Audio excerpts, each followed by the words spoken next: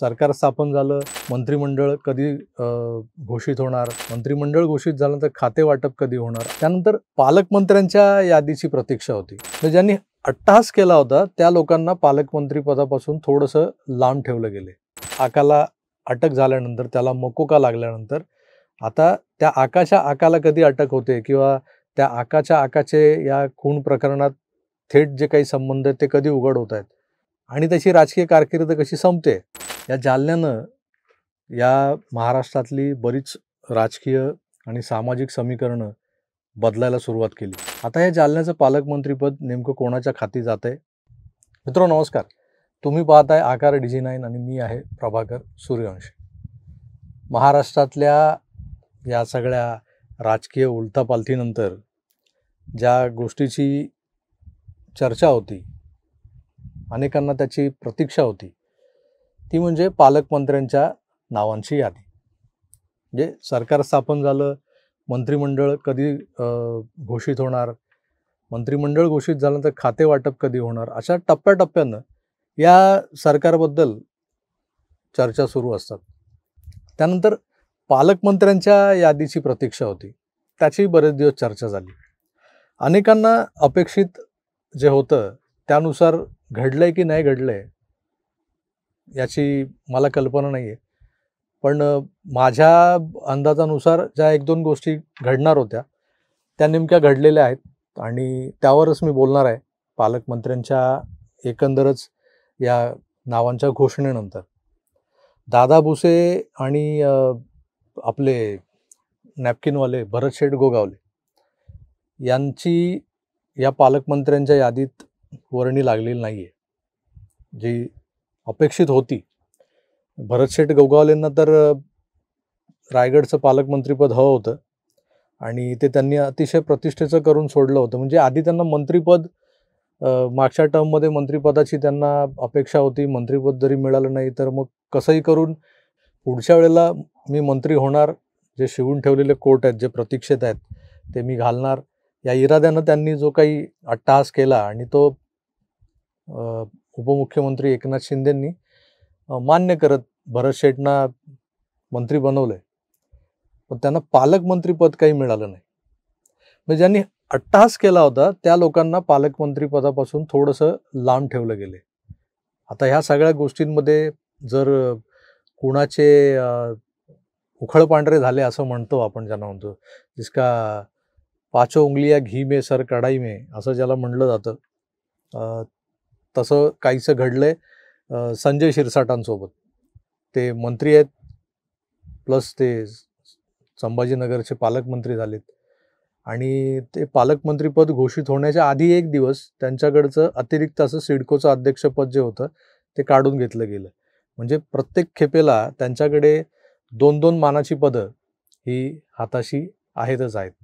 संजय शिरसाट प्लसमध्ये आहेत, काही लोक मायनसमध्ये गेलेली आहेत. आणखी एक नाव चर्चेत होतं, म्हणजे धनंजय मुंडे. बीडचं पालकमंत्रीपद त्यांना मिळेल का, यावर बरीच चर्चा झाली, पण बीडचं पालकमंत्रीपद काही त्यांना दिलं गेलं नाही. आता जे सरपंच संतोष देशमुख हत्या प्रकरण जे गाजतंय, सुरेश धस ज्या पद्धतीने ते लावून धरत आहेत, त्याचा सगळा जो रोख आहे तो धनंजय मुंडेंकडेच आहे असं म्हटलं जात आहे. म्हणजे वाल्मिक कराडचा आका कोणता? धनंजय मुंडे. आणि मग या सगळ्या छोट्या छोट्या मारेकऱ्यांना आणि हल्लेखोरांना ज्यांनी आसरा दिला होता त्या आकाला अटक झाल्यानंतर, त्याला मकोका लागल्यानंतर आता त्या आकाला कधी अटक होते किंवा त्या आकाचे या खून प्रकरणात थेट जे काही संबंध आहेत ते कधी उघड होत आहेत आणि त्याची राजकीय कारकीर्द कशी संपते, हेच आता पाहायचं बाकी राहिलंय असं बऱ्याच लोकांना वाटत होतं. आणि त्यामध्येच धनंजय मुंडेंना पालकमंत्रीपद नाकारलं गेलंय. ते स्वतः सांगतात की मला ऑफर होती पण मीच नको म्हणालोय. खरं तसं घडलं असेल का, हे अजित पवार, देवेंद्र फडणवीस आणि धनंजय मुंडे हे तिघेच सांगू शकतील. पण एकंदर जे चित्र आहे त्यावरून असं वाटतंय किमान की आता पालकमंत्रीपद नाकारलं गेल्यानंतर धनंजय मुंडेंच्या राजकीय कारकिर्दीतला पुढचा जो काही पडाव असेल तो कदाचित त्यांचा मंत्रिपदाचा राजीनामा असू शकतो.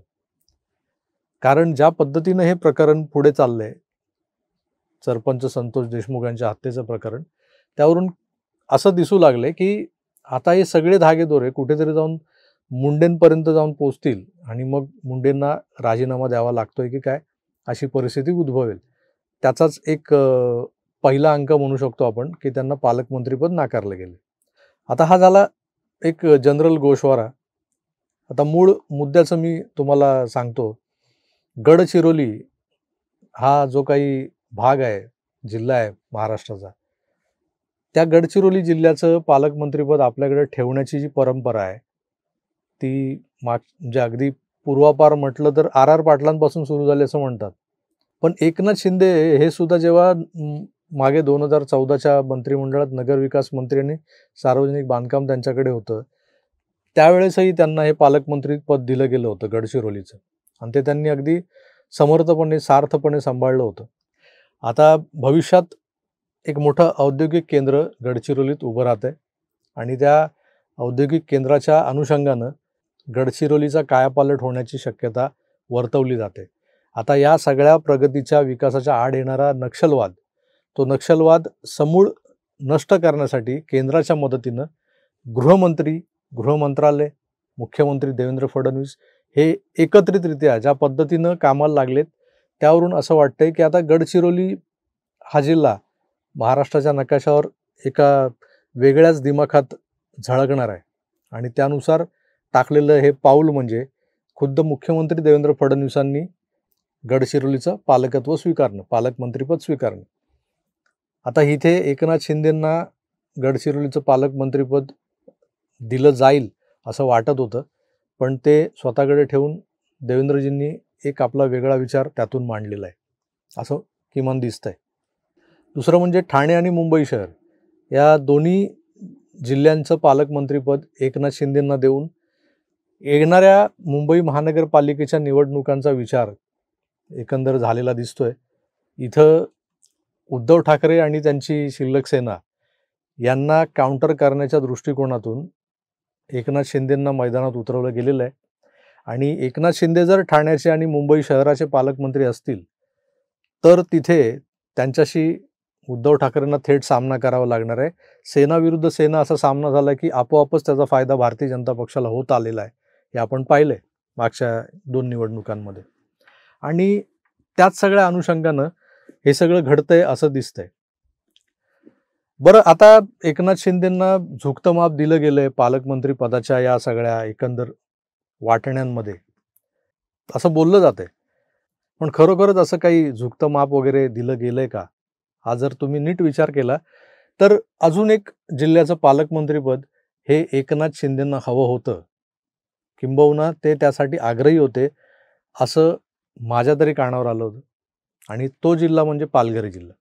आता जसा गडचिरोलीचा विकास होतोय, गडचिरोलीमध्ये एक नवा खनिज व्यवसाय आणि त्या अनुषंगाने त्यावर आधारलेली एक मोठी इंडस्ट्री तिथे उभी राहते, त्याचप्रमाणे पालघर जिल्ह्यात वाढवण नावाचं बंदर, जे बहुचर्चित वाढवण बंदर तिथे तयार होऊ लागले.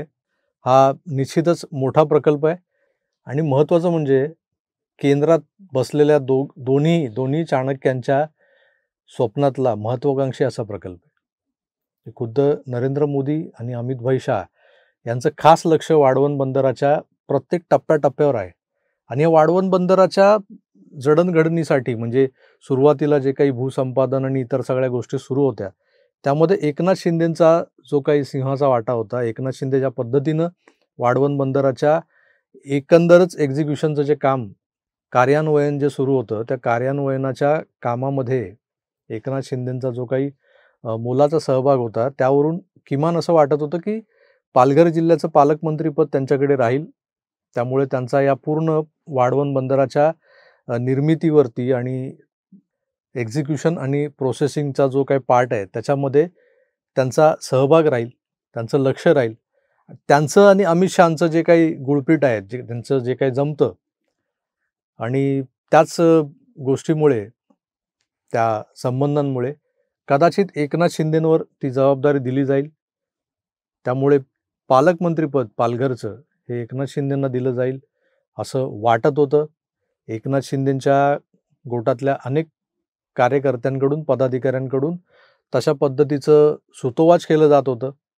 आणि राजकीय अभ्यासक म्हणून किंवा राजकीय विश्लेषक म्हणून जेव्हा तुम्ही जिल्ह्यांच्या एकंदर रचनेचा अभ्यास करता, तेव्हा त्या जिल्ह्यातल्या मोठ्या उद्योगांवर किंवा तिथल्या विकासाच्या प्रकल्पांवर आपण जेव्हा भाष्य करतो, त्याचा अभ्यास करतो आणि मग तिथे कुठल्या नेत्याचे हितसंबंध गुंतलेले आहेत किंवा कुठला नेता तिथे स्वतः जातीनं लक्ष घालतोय आणि त्या नेत्याच्या उपस्थितीमुळे किंवा त्या नेत्याच्या अस्तित्वामुळे त्या प्रकल्पाला फायदा होतोय किंवा तो प्रकल्प अगदी विनासायास मार्गाला लागतोय, हे जेव्हा आपल्या लक्षात येतं, तेव्हा आपल्यालाही एक त्रयस्थ म्हणून वाटतं की जर या भागातलं एकंदर जे काही विकास प्रकल्पाचं काम सुरू आहे त्यावर जर या व्यक्तीची, या मंत्र्याची, या नेत्याची जर पकड राहिली तर हे प्रकल्प पुढे अगदी विनासायास मार्गी लागतील.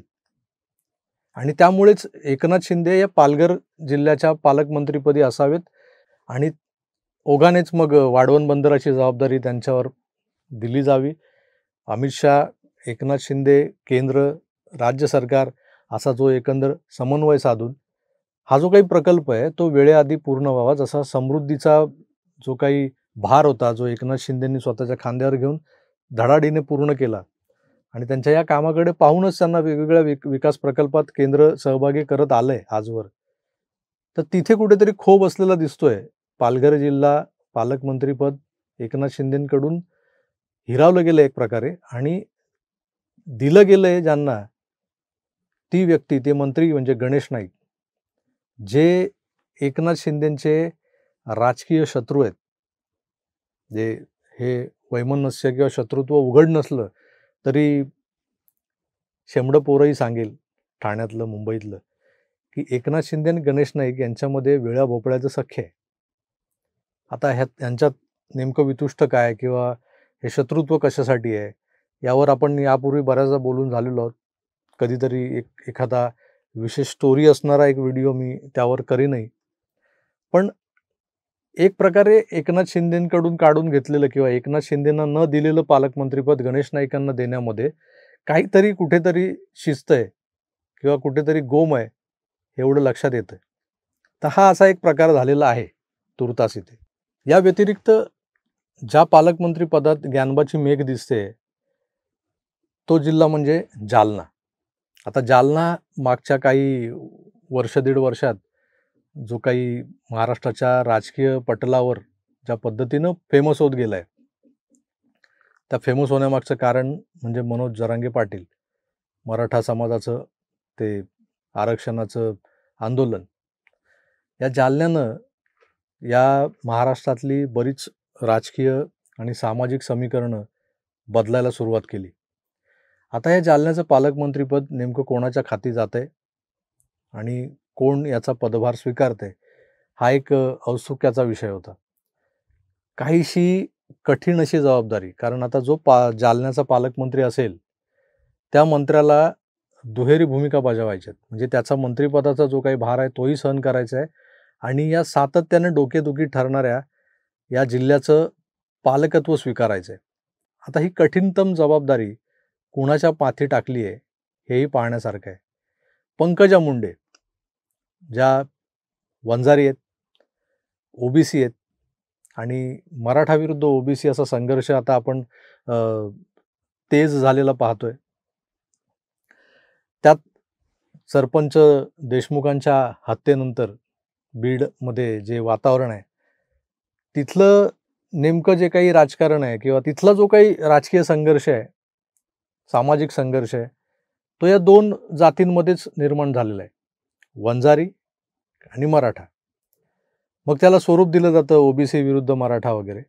पण आता प्रामुख्यानं वंजारी समाज आहे तिथला, परळी, बीड, केजमधला आणि मराठा समाज यांच्यामध्ये एक प्रकारचं वितुष्ट वैमनस्य निर्माण झालेलं आहे. आणि या सगळ्या पेटलेल्या विस्तवामध्ये जर कुणाला आपली आपली राजकीय पोळी भाजून घ्यायची आहे, ते तर प्रयत्न करतातच आहेत.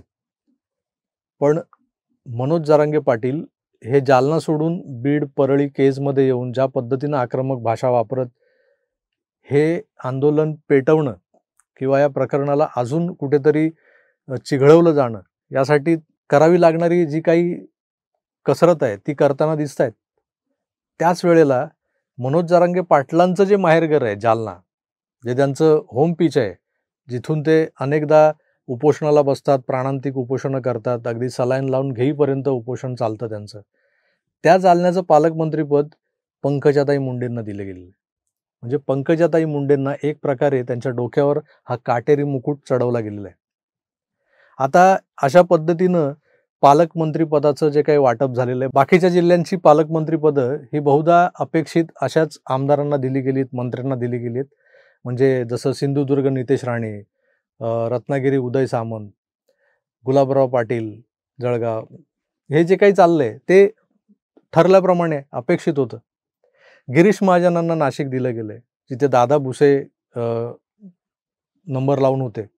आता गिरीश महाजन म्हणजे शेवटी फडणवीसांचे सुदामाच आहेत आणि त्यामुळे फडणवीसांसोबत असलेली त्यांची जवळीक त्यांना कामी आली. ते नाशिकचे पालकमंत्री झालेत. याचा फायदा अर्थातच उत्तर महाराष्ट्रातल्या भारतीय जनता पक्षाला होणार आहे. भारतीय जनता पक्षाने आपल्या पक्षवाढीसाठी जे काही पूरक वातावरण निर्माण करायचं आहे, त्यासाठी करावं लागणारी जी काही मशागत आहे, जी काही वातावरण निर्मिती आहे, त्यासाठी पुरेपूर प्रयत्न करत आपले खासमखास असे मंत्री हव्या त्या भागात व्यवस्थित पेरलेले आहेत. त्यांना पालकमंत्रीपद दिलेलं आहे आणि आगामी काळात आपण बघूच की ते ज्या पद्धतीने आपलं काम करतील, त्यांना ज्या पद्धतीनं मुख्यमंत्री देवेंद्र फडणवीस सूचना देतील आणि सूचनेवर हुकूम खाली काम होत जाईल. अर्थातच तो जिल्हा बांधला जाईल. एक एक जिल्हा बांधत महाराष्ट्रातलं भारतीय जनता पक्षाचं संख्याबळ हे 2029ला निश्चितच वाढलेलं पाहायला मिळेल आणि हा सगळा त्यासाठीच घातलेला घाट आहे हे स्पष्ट आहे. पण त्यासोबत या ज्या काही मारलेल्या पाचरी आहेत, म्हणजे ज्ञानबाची मेख आपण ज्याला म्हणतो, त्या 1-2 ठिकाणी ज्या पद्धतीनं आपल्याला दिसल्या त्या मी तुमच्या समोर मांडल्या. विशेषतः पालघर, जालना आणि शिंदे आणि गणेश नाईक यांच्यामधलं राजकीय वितुष्ट. यामागे नेमकं काय राजकारण आहे, हे सगळं अनावधानाने झालंय की योजनाबद्ध रीतीनं ठरवून केलं गेलेलं आहे, हे जनसामान्य ओळखू शकतात. त्यासाठी मी माझे शब्द कशाला खर्ची घालू. एकंदरच पालकमंत्रीपदांच्या या वाटपामागे सुद्धा एक राजकारण दडलेलं आहे, हे सांगण्याचा माझा प्रयत्न होता. तुम्हाला कसा वाटला?